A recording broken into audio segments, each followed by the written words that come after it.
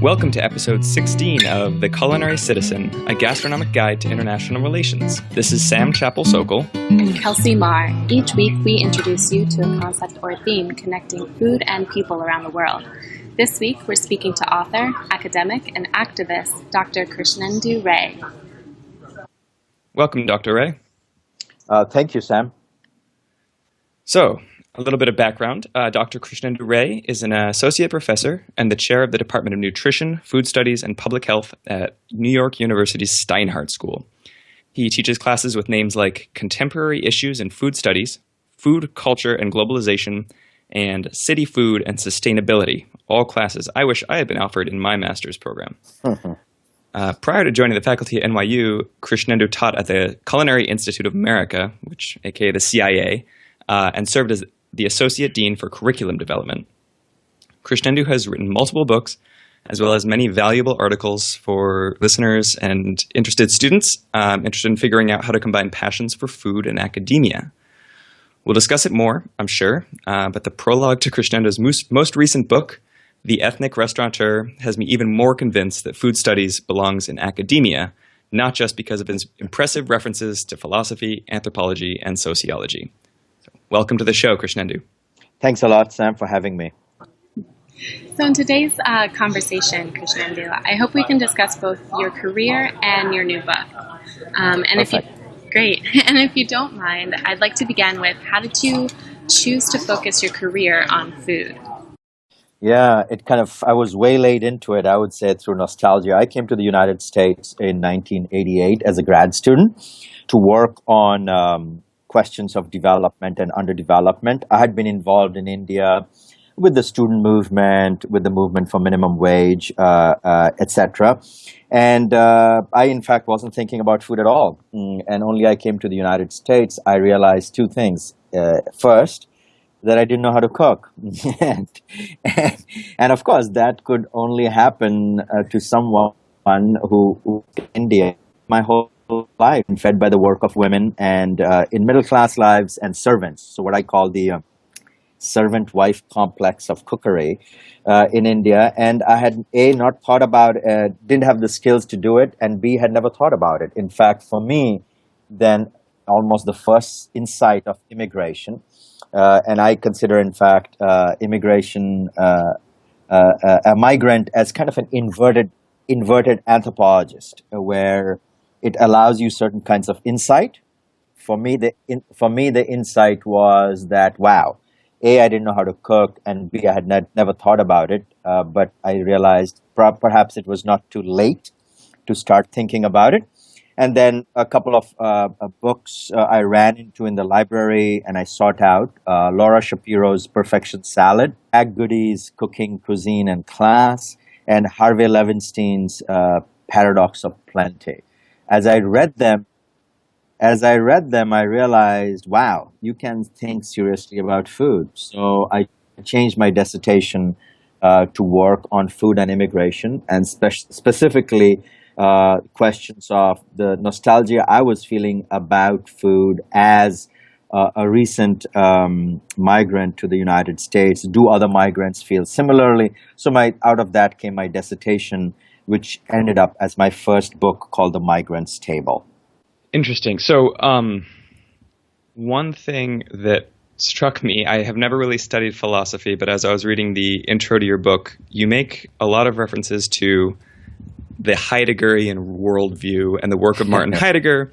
That I did a little bit of reading around that. I'm wondering if you could explain a little bit how that came into your work and how your previous work entered into your dissertation, and how have you built this academic background to food studies?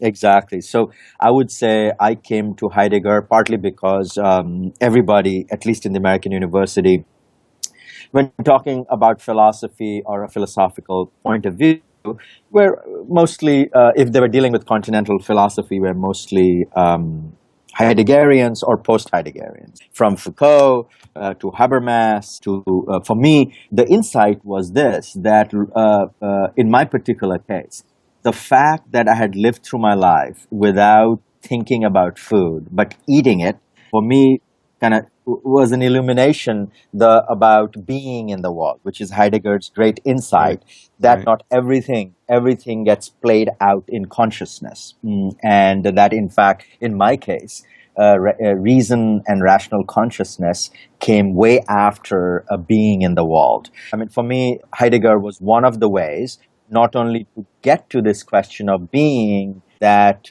escapes consciousness and reason and rationalization, but also to approach the kind of everyday Hinduism that I had been raised in, which paid enough attention to questions not only of reason, but of emotion, of affect, and the relationships between subjects and objects that eventually came to play an important role. So I see food studies as a way to engage seriously in what I call what is called the new materialism of objects. That objects matter, but also subjects matter, and it is this subject relationship that I think makes food studies particularly kind of pointed in its interventions in the contemporary world.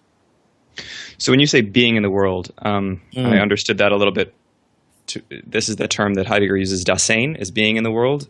If you could maybe bring that one step closer to myself, my understanding, and maybe some of our listeners, to say, like, Uh-huh. that's what it means to be in the world, is on a day-to-day level. It's just Yes. existing, and existing within your context. And when it comes to food studies, eating the food that's around you, engaging with the daily world, not in a necessarily intellectual way, but with a physical way. Absolutely. In some ways, for me, I mean, I don't consider myself a Heideggerian scholar. My understanding of Heidegger is an engagement with his work and the work of other philosophers who have engaged with it. But what I take away from him is this kind of a sense of being thrown into an already constituted world that all of us are, in terms of food, in terms of religion, in terms of language. Think about language. Children are in some ways thrown into already constituted world, and they pick up the language they're surrounded by, just as they pick up the preference for the food they're surrounded by. And it is and none of this is really a rational choice. We don't sit and say, okay, we don't get into the world and get the option of saying, am I going to be a Hindu, or am I going to be a Christian, or am I going to be a Muslim? We don't get that choice.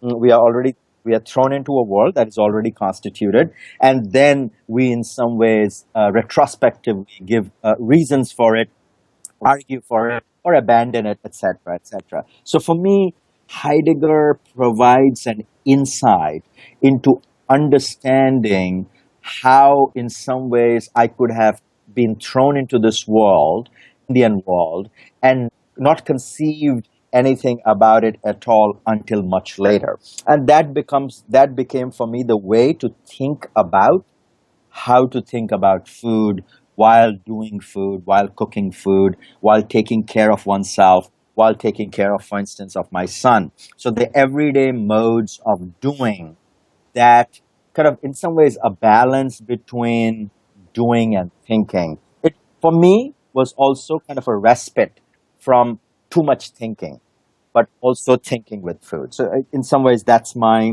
uses of Heidegger and Heideggerian thinking, and which I in fact also linked to kind of Indic philosophy, including Hindu philosophies, of being tied to the world, of being thrown into the world. So that's where I'm coming from.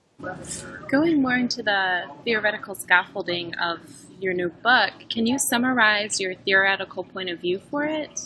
Yeah, I mean, part of it a little depends on who the audience is. And one thing that has surprised me about the book is that how widely received it has been, and how widely commented on. And as that has happened, I realized that I may not have had a wider audience in mind when I wrote this book. I would kind of nest my, I would say, theoretical point of view in this way. Looking back at it now, it has been out for about 4 months now, and there's substantial public discussion of it. The first thing is this: it is a discussion about culture and power. culture making and the relationship between power and culture making.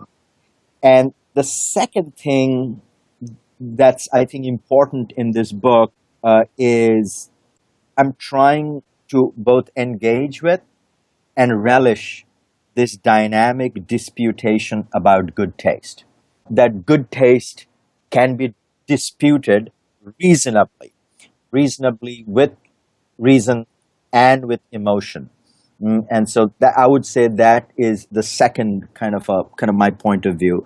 And the third aspect of it is there's something interesting and disruptive that's going on in terms of American food culture right now. There's a subversive element to it, but there's also what I call a hierarchical element to it. That is, just because it is interesting and dynamic does not mean all things are possible. That, in fact, substantial parts of the book, I elaborate how what I call a hierarchy of taste, which is I use price as a stand in, the price we are willing to pay for a meal in a restaurant to stand in for prestige. And it shows, for instance, interesting range from, say, in 2016, New York City, at the top of the pile is Japanese, which is in fact quite interesting.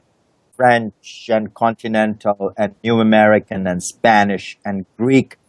And then the middle cluster of it is Vietnamese and Thai and Mexican and Indian, etc. So kind of it's like 3 points. One is, what is the relationship, historical relationship between culinary culture and power in American history? And I look at it by looking at different waves of migration and different migrant foods and how they have played out in American history. The second is this dynamic disputation of good taste. And the third is disruption and hierarchy. So one thing I found interesting is your discussion and differentiation between ethnic food and national food. Talk a little bit about that difference. And I was interested in the fact that you used the word ethnic in a historical way and say that we don't need that term anymore unless we're talking in historical terms. Can you explore that a little bit for us?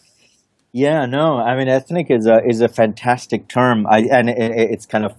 It's exhausted itself by now, and I think, and I show in the book that, for instance, at the upper end of the journalistic field, say in the New York Times, journalists no longer refer to ethnic food as one category. In fact, they specify they'll go Mexican, or they'll go, in fact, further down, Poblano, Oaxacan, or Indian, or Tamilian, and Punjabi, etc., etc. But ethnic food came into play. The word ethnic, to me, is a little like colored. It has a history. It was used from about 1950 onwards in journalism and in the humanities and the social sciences to basically mark difference from a presumed normative center. So if you're not Anglo and if you're not white, what are you?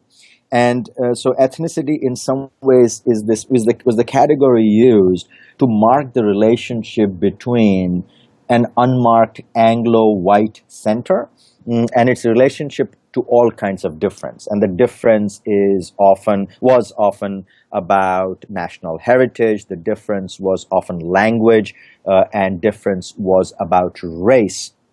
But it also was ethnicity was a way to avoid getting caught up in the black-white racial relationship paradigm. So ethnicity, like even now marketing folks use it. Like if you go into hair products section, it'll be marked as ethnic hair products, which what they mean there is all kinds of non-white hair.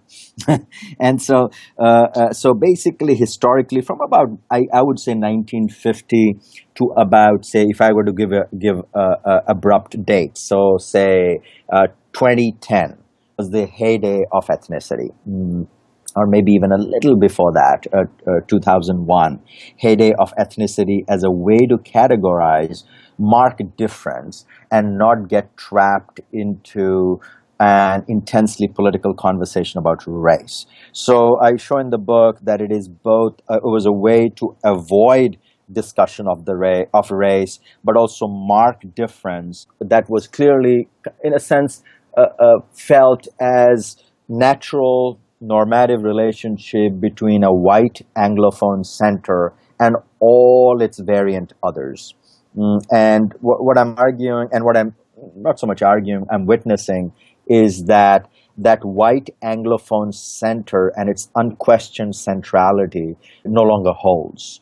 And as that happens, the relationship between the center and the margin is much more rhizomic rather than like hub and spokes in a wheel. And as that is happening, this category called ethnic begins to feel outdated amongst folks who are attuned to questions of culture and power. But the other day I was talking to someone, an old gentleman, white gentleman, he and his wife.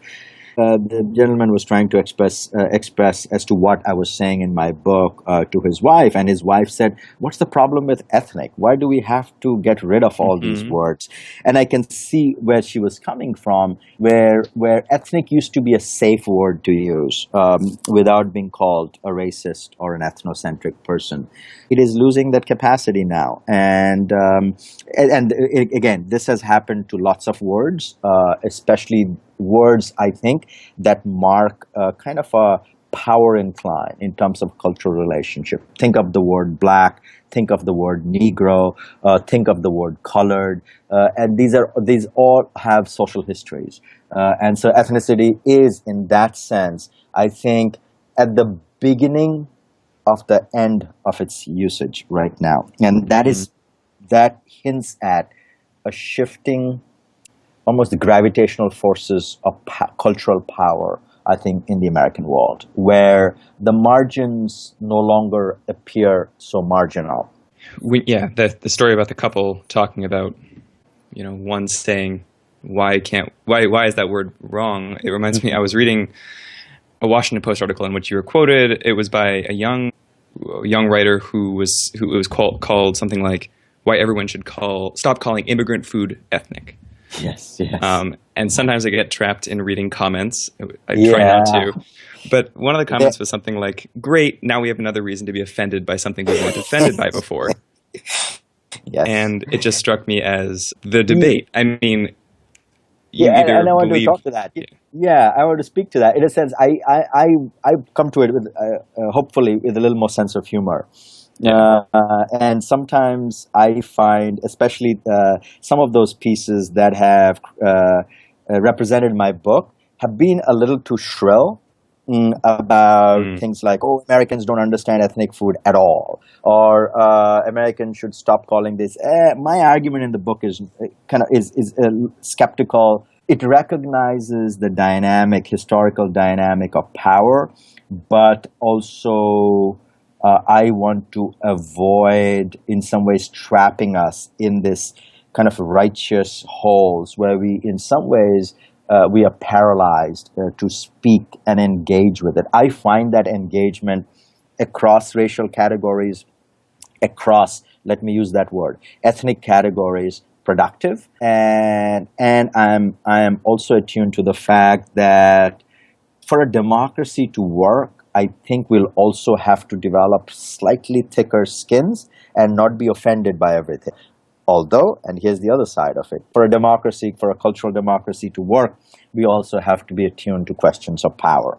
And how to do that. And writing this book and its various reception in the public domain has kind of sometimes rattled me, because I feel like sometimes I'm trapped into one corner or the other. I don't want to be the politically correct policeman of now new verbiage on one side. On the other side, I really don't want to also ignore questions of power and the history of that relationship.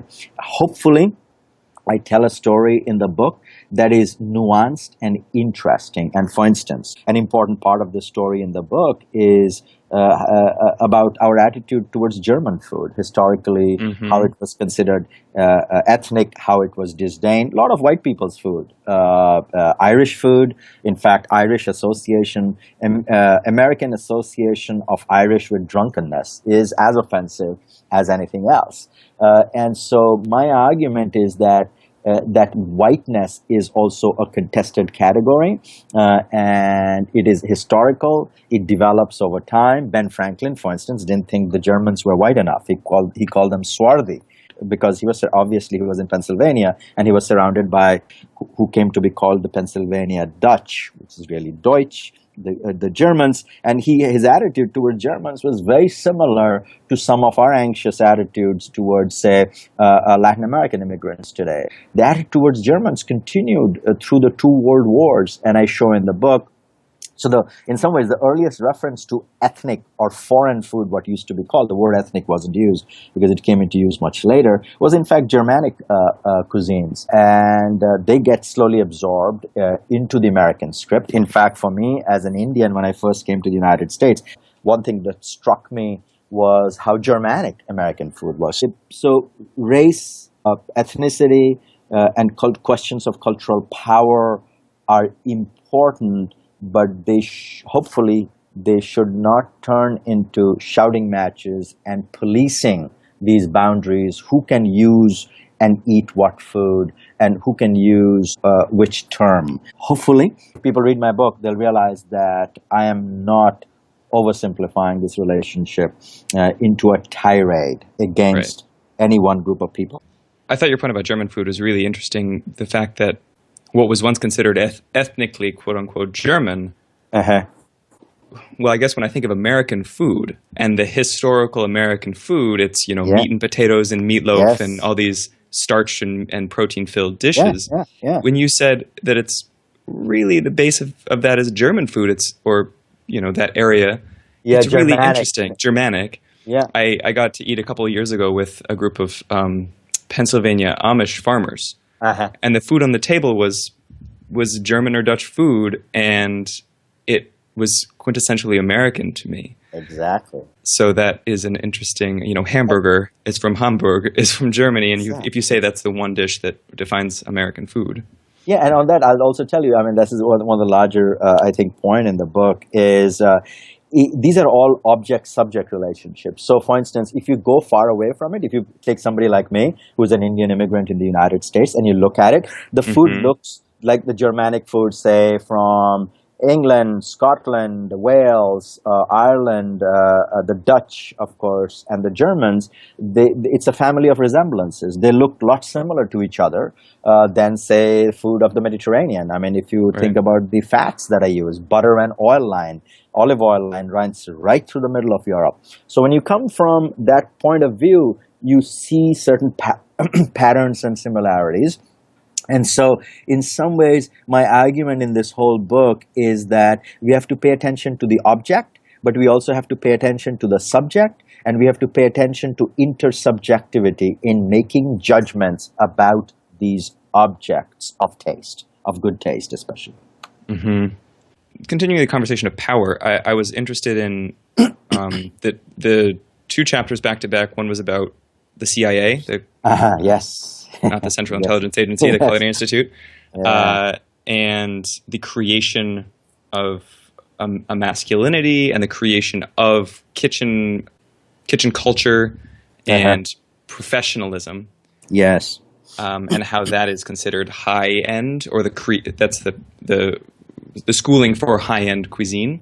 And you juxtapose that in the next chapter with talk about immigrant restaurateurs and the subject of the whole book, the ethnic restaurateur. And you highlight David Chang as being an interesting. He's taken Korean American food and he's elevated it, but it's still not as expensive as something like per se or the French Laundry and one of those cuisines.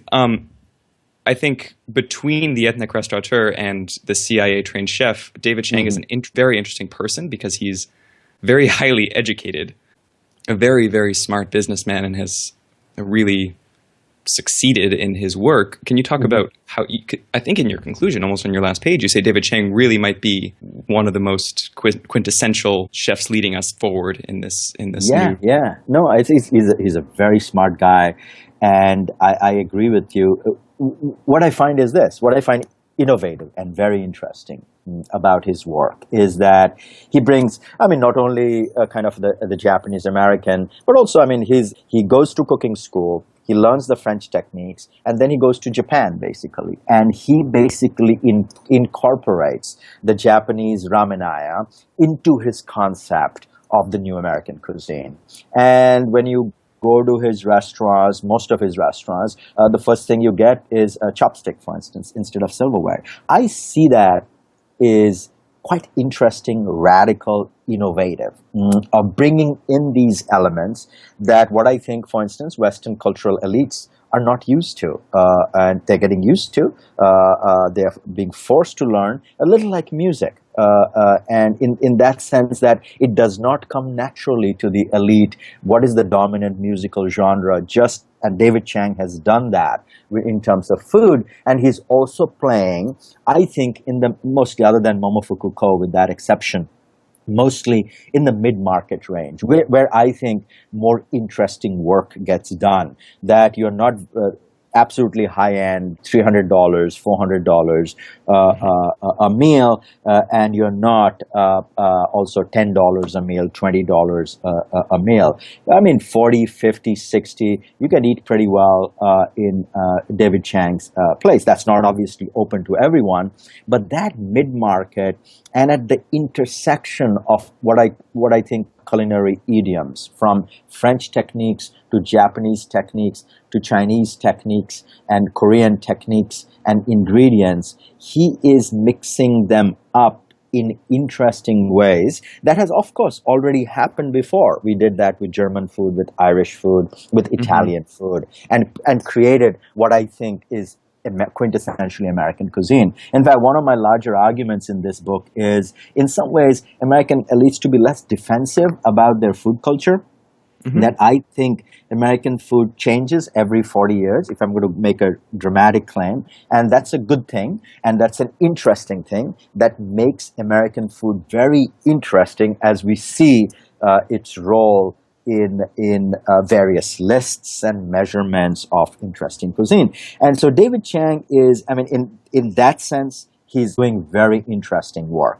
He's bringing in this, in some ways, think about it a little like what Picasso does, bringing in African masks into European painting. Okay, my argument is, after Rushdie, newness enters the world like that always. A bit of this, a bit of that, we borrow from others, and if we can successfully incorporate it in our repertoire, we can make it a very interesting new whole. Just as Picasso did, I would say, with African masks, David Chang is doing with East Asian idioms into his food and playing in this marketplace. So this kind of a dynamic reimagining of that haute cuisine space, which I think David Chang is disruptive in one last way. I think that's important. He's also one of the few chefs who runs a journal that has become Lucky Peach. That has become a go-to place for people intensely involved in food to publish. In that sense, he is like Gramsci's sense of the organic intellectual. He's leading a movement. He's representing it. You don't always like everything. I think, and I met him a couple of weeks ago and was with him for almost a day and a half at Yale Med. And he's boyish, he's aggressive, and you can find it endearing or you can find it a pain. There's a boyishness to Lucky Peach, the angry young man. That's its kind of its posture, so there are limitations. I'm not saying these are without limitations. Gender is probably a more important limitation here than almost anything else in that domain. But it is also interesting, disruptive. And by the way, gender was probably equally a problem if you were a fine artist, if you're a musician. And so that's not something specific to food. That is specific to the process of going back to your question, professionalization and the birth of celebrity culture. Its promise and its limitations. One thing I think is interesting about David Chang and his success and his disruption is that he did have to train in the French. He did, both trained in the French style, and he is that masculine presence in the kitchen and in the world. Yes. And I think of a couple of other chefs who have reclaimed their own. I don't know if you have been following, or I know Kelsey has been. The Chef's Table on Netflix. Yes. Two episodes in particular. There was Francis Mallmann in Argentina and Alex Atala in Brazil, and they both have been known as reclaiming their own, national identity, Argentine national identity, Brazilian, Amazonian cuisines and identities. But they were both trained in the kitchens of Europe, or they both borrowed a lot from the kitchens of Europe, which are that kind of militant, masculine French background. Yes. And they had to use that in order to legitimize almost the food at the top. And DOM in Brazil has been placed in number 2 or in the top 10 of the quote unquote 50 best restaurants, which you also talk very compellingly about, and why are there 2 women on that list, and they both are paired with men. Paired with men. Why are they all European except a couple of Japanese chefs? That's very compelling questions, but it's just interesting for these chefs to have to base it in the dominant cultural narrative, French, masculine, militant, in order to spread, in order to disrupt. Absolutely. And I argue, in fact, it's almost like this structural position where it's almost like hyper-masculine world. And it's absurd, but it is almost like the fact that what we forget when we look at these celebrity, very successful male chefs is most of the cooking done in most parts of the world today are by women. Unaccounted for, uncelebrated, and mostly unpaid. So I, in fact, argue in my book that when you professionalize a field, you, in fact, are structurally forced, rhetorically forced, to, in fact, demean the work done by the very people who are doing it on an everyday basis, either for free or for cheap. So I see that as the early phase of professionalization. I mean, maybe it'll take a couple of generations to, like it happened with college teaching. It happened with medicine. I developed that argument in terms of medicine, where it was so especially women's work of nurturance, of, for instance, childbirth, where when they were professionalized, were completely masculinized, and also there was a demeaning and debunking of what were called old wives' tales, and that is one of the reasons professional cooking is so aggressively masculine, I think, is because it has this rhetorical posture against everyday cooking, which is done mostly by women or for people of color, and unaccounted for in any of this discussion of celebrity chefs. That's what I think is interesting. Here on the podcast, we've interviewed at least 2 nonprofits now featuring immigrant women who are home chefs, but giving them a stage on which they can shine professionally. I'm thinking of our episode with Adam Sudman, with Pin Pal, and Megan McGowan with the League of Kitchens. So I'm wondering if the professionalization, by including women, will not go through the normal means, but maybe through nonprofits or for-purpose projects. That's an excellent question, because my first response is it's disheartening to see how aggressively masculine the field of chef and media is, and kind of the tokenism that we have to constantly try to include some women and not naturally do it. And you are right. I didn't think about that before you raised the question. Maybe it is in the nonprofit space. The beautiful work done by one of the organizations you mentioned, League of Kitchens, their work, for instance, with immigrant home cooks, and the beautiful way in which they take a bunch of people who are interested in food into the homes of immigrants, and in fact give them an all-day cooking kind of a culture class, doing and thinking class. In the process, raising the question, who is at a home and who is the visitor? That raises very interesting questions about transnationalism and belonging. That raises very interesting questions about gender and skill and work and everyday work. And at the heart of it, I think if there's one lament in this book, which is that the most important thing to think about food is to think about work and care work.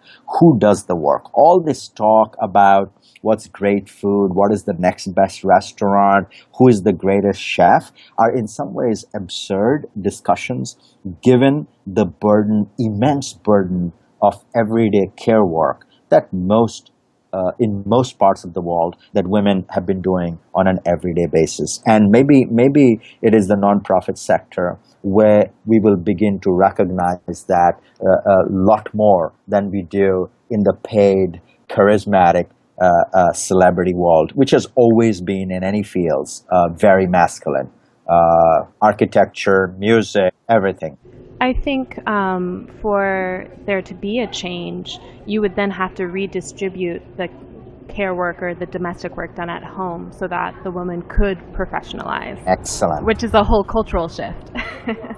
I mean, exactly. So, for instance, no, I know absolutely. I mean, my whole book starts with my own subjectivity, the realization that I had gotten away without cooking was a privilege of masculinity, and the fact that I come from Indian culture, where by one measure, Indian men are almost next to the last, or the last in terms of gender distribution of labor at home in terms of caregiving work. And I can affirm that. For instance, I wouldn't have been forced to learn and to think about it if I did not exit the Indian space and in fact come to the United States as an immigrant. And one of the arguments I make is that the migration is not only about resources, and what you get from it is sometimes also this really deep epistemological insight, in my case at least, which is what I took for granted, what I didn't know, and the transformation. And in my case, I now cook for about 4 days a week with my son. I have a 14-year-old son. And caregiving work, it's not just cooking for myself. It is cooking for him every day. That has been changing me in ways, I think positively, that women have been masters of long before most of us, at least middle-class men, who could get away with no care work at home. And if you do care work, that transforms your point of view. The work around food, around health, around wellness, basically. And I think we have to engage with this crisis of care in, I would say, late capitalism, that we are outsourcing all these things. It's unsustainable for our psyche, unsustainable for people who are doing this work for us, and unsustainable for the world. And in some ways, food studies forces us to engage with both the problems and the pleasure of care work, and in some ways build a structure of investment and commitment to things more than just money and prestige.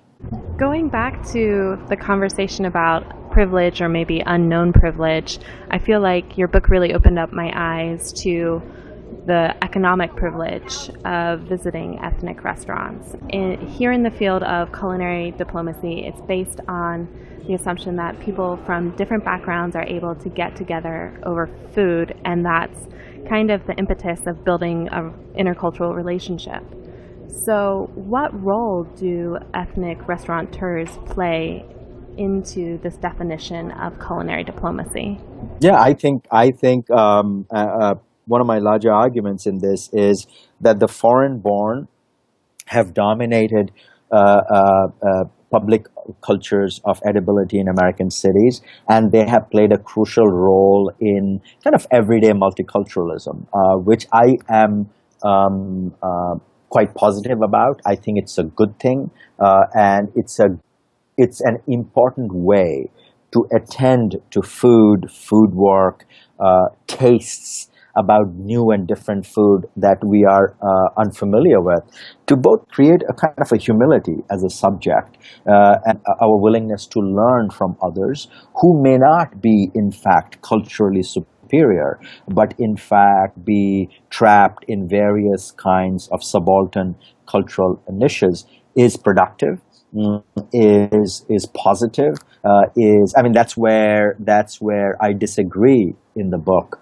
A kind of more sharper work of, say, Bell Hooks or Lisa Heldke on describing eating of ethnic food as an act of culinary colonialism. It can be, I concede to them, sometimes an act of culinary colonialism, but it can be a space for real engagement across disagreement, difference, and power. So I think in that case, you guys call it culinary diplomacy. I think that is a useful aperture, a useful opening to think about how to engage with cultural difference, ethnic difference, racial difference in creative, collaborative ways for citizens to engage across what appear to be essential barriers. And that's a site of hope for me, that's a possibility, especially at this moment of increasingly acute polarization of group identities. I think transgressing group boundaries through food is productive, and my respondents repeatedly pointed that out to me, that it's a good thing that white folks are coming to eat Thai food and my Pakistani food and my Bangladeshi food, because it can be the beginning of a conversation. And I think that that's absolutely a productive site of engagement with cultural difference and power, across the incline of power. First of all, thank you for legitimizing the work that we do and the research we have been doing. I'm wondering, as I am a white male, I enjoy eating foods from all around the world. I go out of my way to find them. What are ways that curious eaters, curious white, male eaters can go and explore and enjoy a wide variety of cuisines, and to learn without, exhibiting appropriate behavior, or, as Bell Hooks might say, something akin to culinary colonialism? I'm kind of more skeptical about doing the boundary work in this. I'm much more interested, in fact, in undermining the boundary work. So I think, yes, it can be done.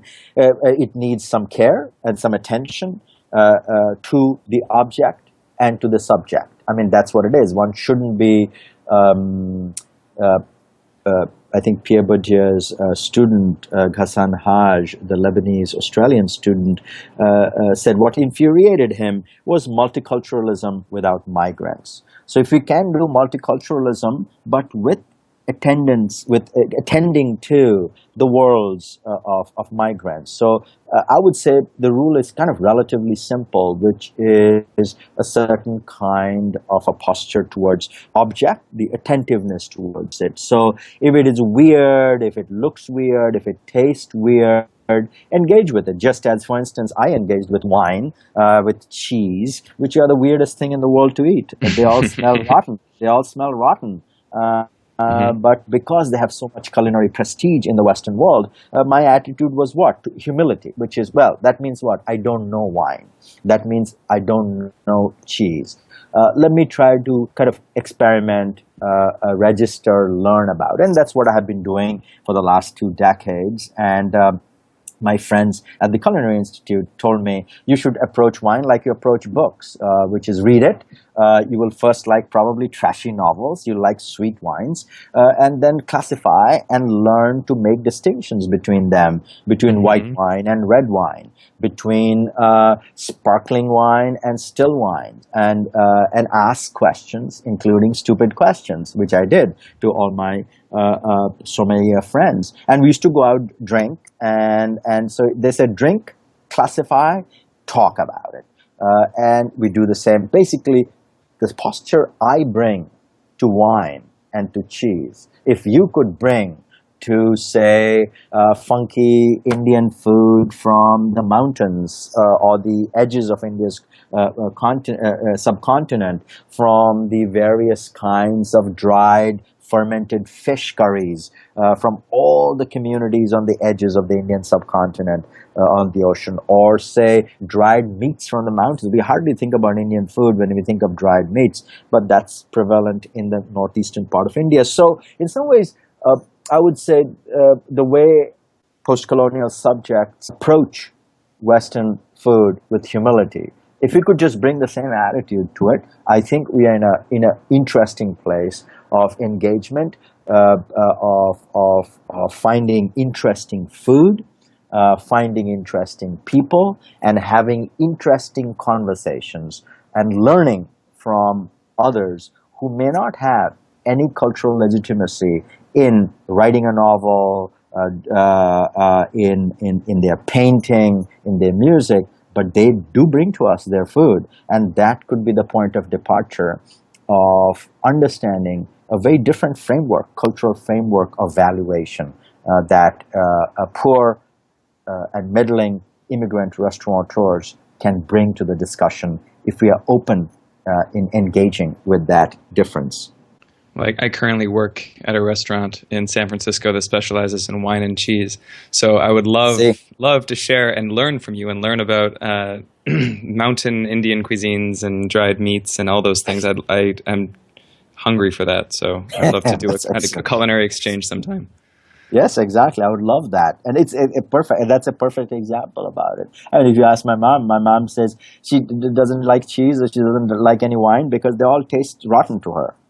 Mm-hmm. You know? Well, it's rotten food. I mean, it's spoiled. A controlled rot, and that's productive. And Right. we have cultivated a kind of an attitude towards it and learned to appreciate it, and that's a beautiful thing. And if we could bring a similar attitude to other complex cuisines in the world, attend to particularity, detail, vernacularity, and regionality I mean, I think national foods, as Sidney Mintz used to say, are basically institutional foods. They don't exist.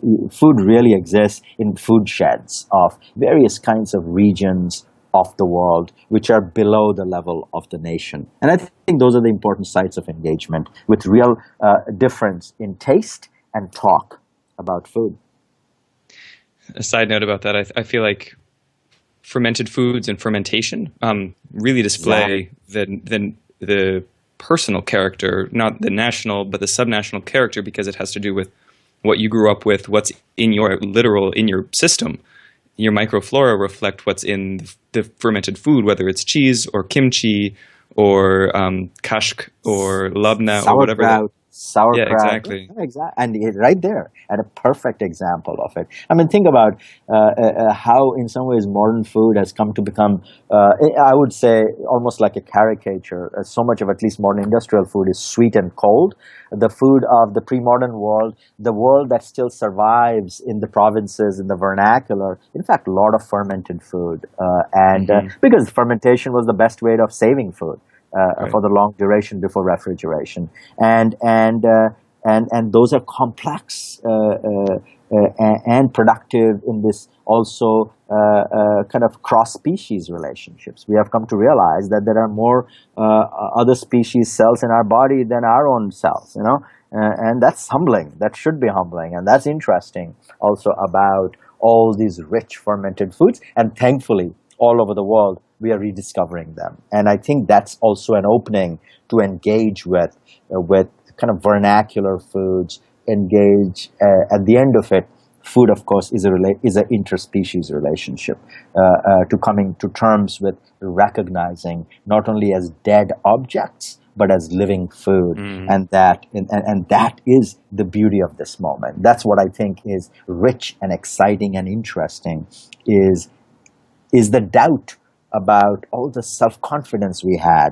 that we're going to industrialize all this, purify all this, clean it and turn it into basically living things, into dead things that are good for us. And we realized that turned out to be a bad project. That turned out to be a project that probably has given rise to so much sensitivity, allergies, and in fact we realized if we bring the best way to fight bad bugs is to in fact use good bugs. And that is a humbling recognition of difference in species, and in this case, difference in biome, difference in tastes. And so I think that vernacularity, if we can go back to that level for foods everywhere in the world, that's where really interesting stuff still survives, in spite of the patina of global industrialization that appears to dominate on the surface. But if you scratch it, people's taste really, in some ways, the most robust and the most interesting thing is happening under that level. And you're absolutely right, at the level of fermentation, at the level of, like, for instance, my go-to summer food is a bowl of rice and water that has fermented over a couple of days in an earthenware pot with some drops of mustard oil, a raw onion, and a green chili. For me, that is kind of the most beautiful, the calming, the soothing, the cooling food that I used to be full of disdain towards, embarrassed by it. Most people find it smelly. It doesn't smell that different from a good sake, in fact, for the same reason, So anyway, and incidentally, David Chang is at the cutting edge of techniques in a modern way, but rediscovering a lot of techniques. So all comes back to David Chang. Yes, exactly. Yeah. So at the end of every episode, Krishnendu, we ask our interviewees what their universal truth is about food. And today we'd like to know yours. Universal truth about my food? Or food in general. What does it mean to you? Food in general to me means love and care for my son. I really like that. Goes back to the connection. Yes.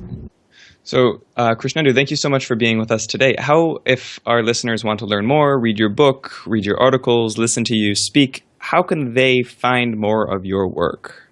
They should go to my website, linked to NYU, and then they will see the links, and they can just send me an email. So my email is kr30@nyu.edu. You can just Google it, and they can find it.